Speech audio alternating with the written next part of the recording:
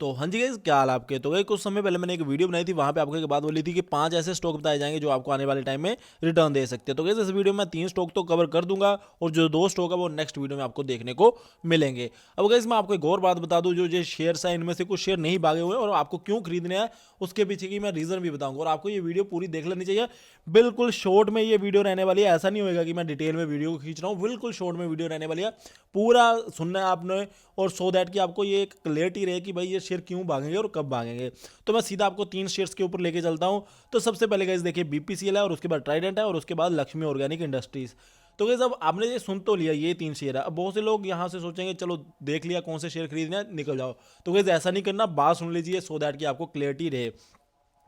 तो बीपीसीएल की एक न्यूज़ निकल के आ रही है कि ये इनके जो चेयरपर्सन है उन्होंने जैस बोल दिया किस चीज़ के लिए, बेंजुएला रिफाइनरी है, ऑयल रिफाइनरी है, उनको बाय करने के लिए। तो बड़ी न्यूज़ अपने आप में। और आपको ये भी बात पता होगी पिछले एक साल में इसने 31% की रिटर्न भी दे दी है और पिछले एक महीने में 14% की रिटर्न देखने को मिल गया। इस न्यूज़ के चलते हुए भी कोई इम्पैक्ट आपको देखने को ऑलरेडी मिल भी चुका है।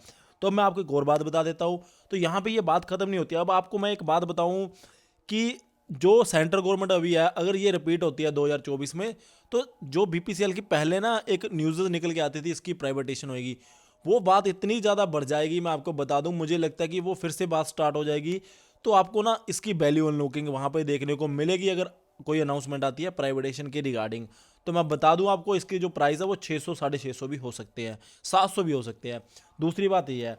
अब थर्ड जो बहुत ही इंपॉर्टेंट बात है वो ये है कि टाटा कंपनी है उनकी इनके साथ बात चल रही थी। किस चीज़ के लिए बात चल रही थी कि इनके जो फ्यूल स्टेशन है ना वहाँ पे वो अपने पावर स्टेशन डिप्लॉय करने के लिए इनके साथ कुछ एग्रीमेंट सा करने वाले हैं, जहाँ तक मुझे न्यूज़ आई थी। अब गाइज आप ये सोच के चलिए ये चीज़ काफ़ी फीजिबल भी है। वो क्यों है? क्योंकि गाइज देखिए इनके इंफ्रास्ट्रक्चर तो ऑलरेडी है, इनके पास जगह जगह पे अपने प्लेसेस हैं। तो वहाँ पे अगर पावर स्टेशन डिप्लॉय किए जाएंगे तो इनको भी बेनिफिट होगा और जिस कंपनी का काम होगा उनको भी बेनिफिट होगा जिनका वो पावर स्टेशन रहेगा। तो यहाँ पे अगर वो भी बात आगे बढ़ती है तो गाइज इस कंपनी को काफ़ी प्रॉफिट हो सकते हैं और इसके जो शेयर होल्डर है वो भी काफ़ी फ़ायदे में रह सकते हैं। तो इसको आप खरीद सकते हो, ठीक है ना। बाकी जिनके पास नहीं है वो खरीद सकते हैं यहाँ पे। हाँ, 4 से 6 महीने या 6 से 8 महीने आपको इन्वेस्टमेंट ये रखनी पड़ेगी।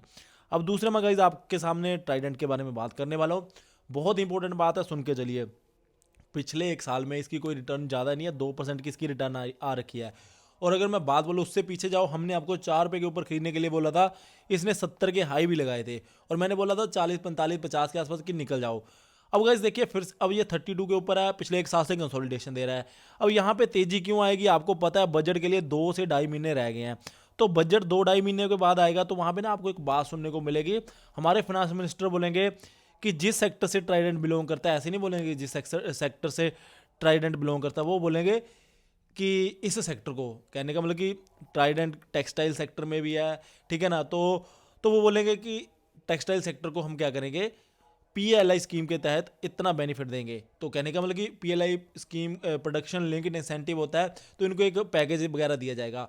तो उससे ना गाइस ये शेयर भागेगा, मैं बता दूं आपको। और फिर वहाँ पे ये 50 60 का भी हो सकता है। और आपको मैंने ये भी बात बता दी है कि 2% की 3% की इसकी रिटर्न है पिछले एक साल में। कंसोलिडेशन भी हो चुकी है, पूरा मतलब कि बन चुका है, मंच सज चुका है भागने का। तो आप यहाँ पे देख सकते हैं। हाँ गाइज अगर कोई डाउट वाली बात हुई, हमें लगा नहीं पोजीशन हमारी गलत है, तो हम आपको वो भी अपडेट दे देंगे बजट के बाद। तो आप यहाँ पे भी खरीदारी कर सकते हो। अब आ जाइएगा इस लक्ष्मी ऑर्गेनिक इंडस्ट्री के ऊपर। अब यहाँ पे मैं आपको एक बात क्लियर करना चाहता हूँ। आपको मैंने एक पिछली वीडियो बनाई थी, आपने वो देखनी चाहिए आप सभी लोगों को, कि केमिकल सेक्टर भागेगा, आईटी सेक्टर भागेगा, मैंने ये बात बोली थी। अब गाइस देखिए ये जो लक्ष्मी ऑर्गेनिक इंडस्ट्री है ना, इसका कुछ ही टाइम पहले एक आया था, आईपीओ आया था। आपको पता होगा, काफ़ी लोगों को, जिनको नहीं पता उनको बता दूँ, थोड़ा ही टाइम हुआ है, मेरे को लग रहा है 1 1.5 साल 2 साल हुए होंगे आईपीओ आए हुए। तो गाइस वहाँ से जो कुछ ज़्यादा भागा नहीं हुआ। और गाइस केमिकल सेक्टर रडार पे रखना चाहिए आपको। तो वहाँ पे जो ये ऐसे सुपर रुस्तम से शेयर होते हैं ना, ये ज़्यादा रिटर्न देते हैं। तो इसको भी आप रडार पे रख के चले। 3 शेयर मैंने आपको बता दिया, 2 शेयर आपको मैं नेक्स्ट वीडियो में भी बता दूंगा। अब आपके ऊपर डिपेंड करता है कि कौन सा खरीदना नहीं खरीदना। मैं तो गाइस पर्सनली इन तीनों को रडार पे रख के चल रहा हूँ और इनको लेने के रीज़न भी मैंने आपको बता दिए हैं।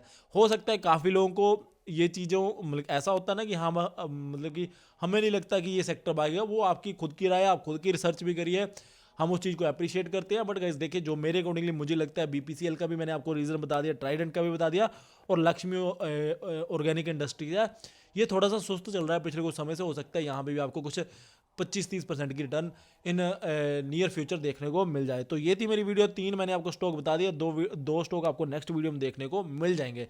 Thank you guys for watching, जय हिंद।